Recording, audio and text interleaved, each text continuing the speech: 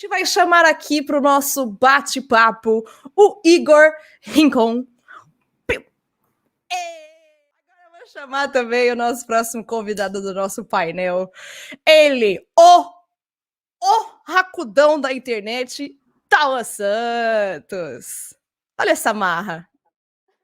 Nosso próximo painelista, o famoso, o ídolo da internet para os hackers, o Rafael Souza, o famosinho hack na web oficial, hein, Olá, Rafael? Olá, pessoal!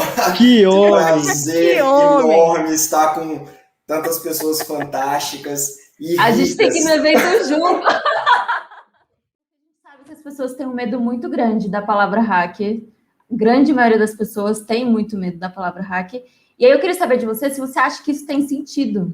Ou será que elas só não entendem e não conseguem diferenciar, principalmente o que é de fato um ataque, o que é quando elas foram de fato, sabe, hackeadas, ou quando elas só foram noobs e caíram num golpe e por isso elas não conseguem se proteger.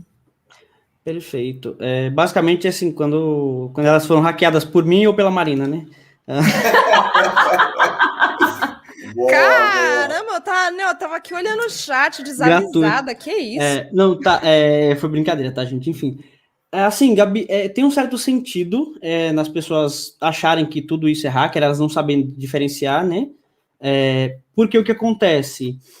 Geralmente, os ataques digitais, eles exigem uma certa perícia, exigem uma certa especialização, assim, que você tenha de tecnologia mesmo, assim, tendo um pouco de computação, muitas vezes, né? E aí, para quem é leigo, a galera não sabe diferenciar quem que é hacker, quem que é bandido. Ou, enfim, quando que foi, por exemplo, só uma engenharia social, ou quando o cara de verdade, sei lá, usou um exploit ultra, hiper, mega sofisticado para invadir a conta dela, que na real geralmente nunca geralmente é sempre uma falha da pessoa. E isso foi por muitos anos também fundamentado pelas sucessivas notícias que saíam na mídia dizendo que hackers fizeram tais ataques, ou então que hackers executaram tantas coisas. E aí, quando isso começa a sair com uma certa frequência, né, você vai vendo aquilo, para você que não está na cena, que é tipo a grande maioria das pessoas, né, não entende como funciona, você acaba achando que tipo tudo é hacker. Hacker é quem hackeia e tudo mais, aqui, mas tá ali, tem a ética, né, tá dividido pela ética, e quem usa para dar golpe, para tirar vantagem de outras pessoas é só bandido. Tem que ter malícia na cabeça, a gente tem que conscientizar que nem todo mundo é bonzinho, nem todo mundo tá ali no true, né, tá true com você. Igor, perguntinha. Como que você acha que os criminosos, então vamos lá, gente, o Tauan já falou aqui da diferença, hacker é uma coisa, criminoso é outro, o criminoso é aquele que está cometendo crimes. Então, como que você acha que os criminosos escolhem as vítimas para atacar? Porque assim... Bom, vamos lá. Quando eu vejo essa pergunta assim, eu classifico em duas, né? Em duas formas de hackear as pessoas assim, e hackear empresas, né?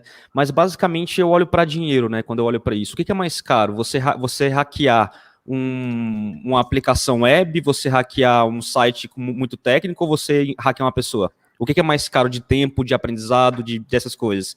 Então, assim, se a gente for olhar para o bandido, as máfias hoje, elas funcionam como se fosse uma empresa.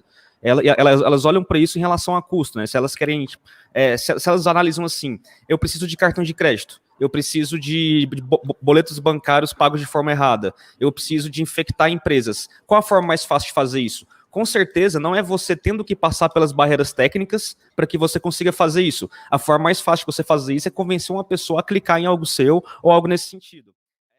Existe o trabalho hacker ético, que é a pessoa que ela hackeia pessoas porque ela paga para isso e ela tem um contrato com isso. Existe o bandido, que é o bandido que basicamente é um criminoso. Se um bandido ele quer hackear uma pessoa, qual que é o primeiro passo que ele faz? Às vezes ele nem precisa enviar um phishing. Às vezes ele pode consultar uma base de dados pública com um monte de senha vazada, e se a pessoa ela tem o hábito de reutilizar a mesma senha em diversos lugares e não tem o hábito de criar senhas seguros, dar cofre de senha, todas essas coisas que a gente já sabe, ela vai ser hackeada. E o custo de fazer isso é mínimo. O custo de você fazer isso é você pagar $5 por uma consulta de senha para que você consiga hackear essa pessoa porque ela não tem uma política de senha segura, né? Então, quais são as dicas de ouro que você dá? Você deu algumas nos seus stories, mas se você quiser repetir, eu vou adorar. E como a gente sabe que nem todo mundo na área é de confiança, como você orienta o usuário a procurar um profissional que é de confiança? Então, por exemplo. Então, vamos lá, algumas dicas gerais, assim, né? Ter senhas fortes. E o que é uma senha forte, né? Basicamente, é uma senha que tenha caractere minúsculo, caractere maiúsculo, caracteres especiais e números. E outra coisa é o seguinte, vocês estão vendo o Rafa falar aí, se vocês quiserem saber mais sobre isso que ele está falando, tem um negócio chamado Match Security Class, é só você acessar aí hackateam.com/matchsecurity e se cadastrar lá. Mas aí, uma pergunta para eles, assim, vocês sabem dos riscos de se exporem e vocês sabem se proteger. Qual que foi o maior receio de vocês quando vocês começaram a se expor? Eu criei meu Instagram no ano passado, então eu não tinha redes sociais, eu não apareci em nenhum lugar, e para mim foi muito difícil essa passagem de criar um Instagram e aparecer para as pessoas, sabe? Assim, hoje eu exponho bastante da minha vida, para mim isso foi tipo uma reviravolta total das coisas que eu acreditava, mas é uma questão de risco, né? É uma questão do que eu quero, eu estou contribuindo em relação ao risco que eu estou recebendo aqui, porque o risco que eu tenho hoje, pela forma que eu exponho a minha vida, é muito alto. Até questões emocionais que eu exponho que eu acho que pode contribuir para outras pessoas, sabe? E coisas nesse sentido. Só que eu mexo com isso desde os meus 9 anos de idade. Então, assim, quando eu bato o olho em alguma coisa, assim, eu tenho mente criminosa, sabe? Exato, assim, eu já falo, mano, tô querendo me ferrar, saca? Então, assim, eu confio nesses sensores e alertas que tem na minha cabeça, para quando a pessoa me enviar algo, eu falo, mano, tem alguma treta aqui, saca? Então, basicamente é assim que eu enxergo isso. No início, eu não queria mostrar minha cara, tanto é que no início da página não era a minha cara, né? Era um desenho genérico lá no meu YouTube. Trocou só semana passada, então não era uma coisa que eu queria de fato. Hoje eu tento não falar tanto da minha vida pessoal. Eventualmente sai, mas de forma geral eu falo mais de segurança. Sobre, por exemplo, viajar. Eu fui jantar com o Rafa em Brasília. Eu postei que eu estava jantando com o Rafa em Brasília. Só que assim, eu não postei o lugar. Eu postei, eu tô em Brasília. Ou então, quando eu vou para algum lugar, porque é um lugar muito específico, eu posto depois que eu sair de lá. Eu me exponho, mas a minha família, por exemplo, ninguém sabe quem são meus parentes. Pouca gente sabe. Só as pessoas mais próximas. Entendeu? Assim, eu tento... eu assumo o risco de me expor sem expor outras pessoas, principalmente pessoas expostas próximas a mim. É muito importante. Isso é muito, muito, muito importante.